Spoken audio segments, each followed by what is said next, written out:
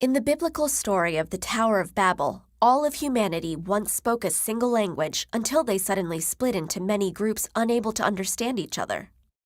We don't really know if such an original language ever existed, but we do know that the thousands of languages existing today can be traced back to a much smaller number. So how did we end up with so many? In the early days of human migration, the world was much less populated. Groups of people that shared a single language and culture often split into smaller tribes, going separate ways in search of fresh game and fertile land.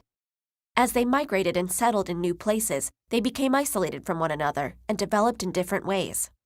Centuries of living in different conditions, eating different food, and encountering different neighbors turned similar dialects with varied pronunciation and vocabulary into radically different languages, continuing to divide as populations grew and spread out further. Like genealogists, modern linguists try to map this process by tracing multiple languages back as far as they can to their common ancestor, or proto-language.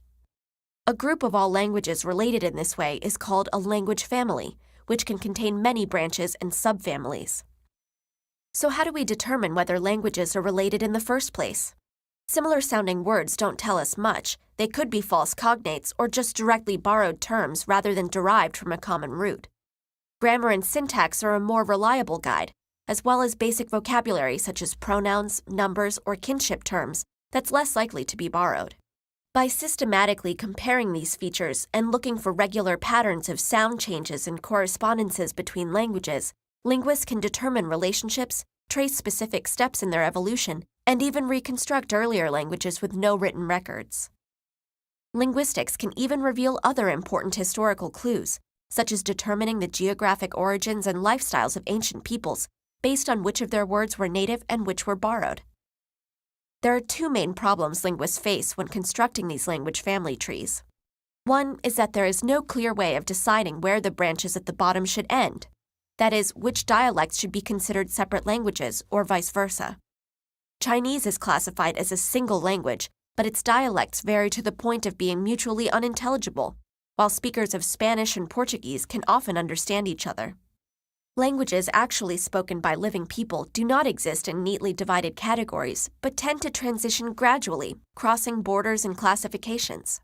Often the difference between languages and dialects is a matter of changing political and national considerations, rather than any linguistic features. This is why the answer to how many languages are there can be anywhere between 3,000 and 8,000 depending on who's counting. The other problem is that the farther we move back in time towards the top of the tree, the less evidence we have about the languages there. The current division of major language families represents the limit at which relationships can be established with reasonable certainty, meaning that languages of different families are presumed not to be related on any level. But this may change. While many proposals for higher-level relationships or superfamilies are speculative, some have been widely accepted, and others are being considered, especially for native languages with small speaker populations that have not been extensively studied. We may never be able to determine how language came about or whether all human languages did in fact have a common ancestor, scattered through the babble of migration. But the next time you hear a foreign language, pay attention. It may not be as foreign as you think.